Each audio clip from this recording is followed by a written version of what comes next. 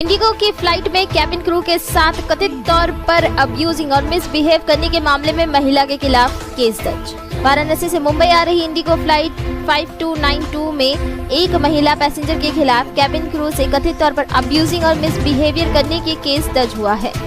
ये incident Thursday का है, जब फ्लाइट में 175 पैसेंजर सवार थे और सीट चेंज करने को लेकर महिला जोर-जोर से चिल्लाने लगी, गाली गलौज करने लगी।